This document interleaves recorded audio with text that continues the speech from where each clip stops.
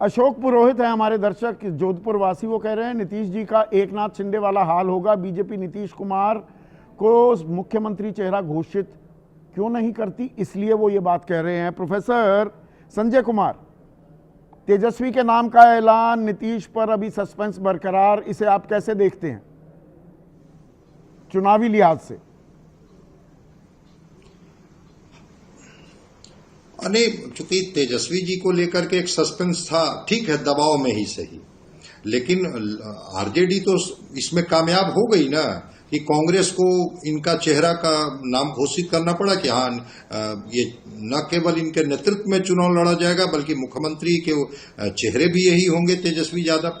इससे थोड़ा एनडीए पर एक मनोवैज्ञानिक दबाव बढ़ा है और इसकी आज शुरुआत तेजस्वी जी ने कर दी है और अपनी चुनावी सभाओं में भी गठबंधन के लोग चेहरा को लेकर के सवाल उठाएंगे। इसमें एम वाई समीकरण का खेल भी एट प्ले है क्या? एम मतलब मल्ला और एम से मुसलमान भी है। अब कद्दू कह रही है कि मुसलमानों को तो कद्दू मिला, एक और उप मुख्यमंत्री है तो उस पद पर ये कह सकते हैं हम मुसलमान को करेंगे। तो मल्ला मुसलमान और एक यादव, जो ये समीकरण है, उसको भी बल मिल रहा है इस घोषणा में।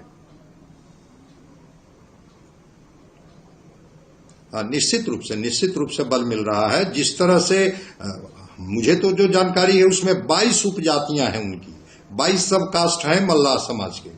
अगर वो पोलराइज हो जाते हैं तो ऐसे ही ये आंकड़ा बताते हैं कि 18 और 14 32% का आंकड़ा पूरा कर लेते हैं। और अगर 8-9% अगर वो सारे सब कास्ट को मिला करके कर दिया जाए तो करीब 41% के करीब हो जाएंगे। तो सोशल इंजीनियरिंग में तो थोड़ा इनको एज मिलते हुए अब दिख रहा है। नहीं, जो बिखराव दिख रहा था, देखिए भी अब कल तक अगर हम देखें तो महागठबंधन में एक बिखराव था।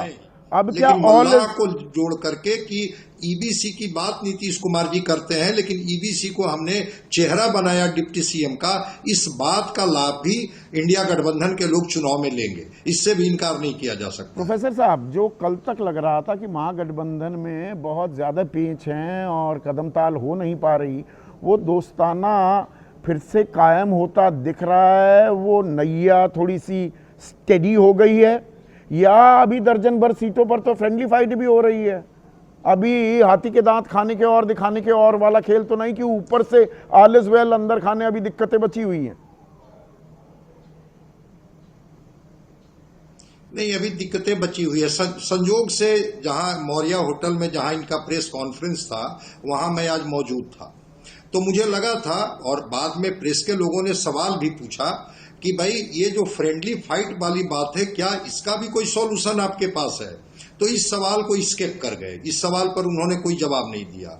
तो मैं मानता हूं कि ठीक है, वो तो मैं मानता हूं कि बिना आरजेडी के दबाव के कांग्रेस शायद अभी घोषित करने वाली नहीं थी कि ये जो है तेजस्वी मुख्यमंत्री के चेहरे होंगे, लेकिन इनका फ्रेंडली फाइट वाला मामला अभी फंसा हुआ है। फ्रेंडली फाइट वाला आखिरी सवाल, अजित हमारे दर्शक हैं, दीपक, वो सवाल पूछ रहे हैं कि तेजस्वी का वो कह रहे हैं प्रमोशन हो गया, तो जेडीयू में अंदर खाने नीतीश की पोजीशन को लेकर कोई बेचैनी नहीं? यही तो फर्क है। जेडीयू के तरफ से एक बार ये नहीं कहा जा रहा है कि आप नीतीश कुमार को क्यों नहीं मुख्यमंत्री का दावेदार घोषित कर, पर बेचैनी अंदर खाने की बीजेपी कुछ खेल तो नहीं कर रही? वो खेल नहीं हो सकता है। बिहार जो है, एक बात हम बार बार सुन रहे हैं, वो ऐसी पोजीशन नहीं होगी कभी भी बिहार में कि भारतीय जनता पार्टी नीतीश कुमार को छोड़ करके उनको एक 40 भी सीट ले आए तो हाथ में उनके वो रहेगी, ले आकर के भी बने ना बने। और इस बार उससे बेटर पोजीशन में बैठे हुए हैं, क्योंकि चिराग पासवान इधर आ गए हैं। उनकी वजह से पिछली बार 36-35 सीटें डैमेज हुई और चिराग को 20 कमजोर सीटें पकड़ा दी हैं और 3 बीजेपी ले गई। हमने आपके प्रोग्राम में हम लोगों ने पहले कहा था कि वो क्या नीतीश कुमार भूलते नहीं है चीजों को। तो नीतीश कुमार के यहाँ बेचैनी नहीं थी। संदीप जी उन्होंने कह दिया था कि 2025 से 30 फिर से नीतीश और वो लोग चुनाव में थे।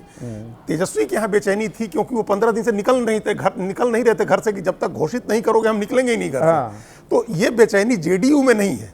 जेडीयू अपना कैंपेन कर रही है, नीतीश कुमार जेडीयू में बेचैनी नहीं है। तो अब चेहरे पर तो लड़ाई आ ही गई, अंदर खाने जो सारी दिक्कतें चल रही थी वो खत्म होती दिखाई दे रही हैं। असल मुद्दे अब चुनाव के सामने आएंगे क्या, इसका भी हम इंतजार करेंगे। अब तो वक्त आ गया है, अब चुनाव और दिलचस्प होने वाला है।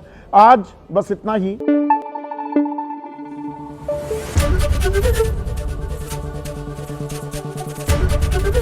एबीपी न्यूज आपको रखे आगे।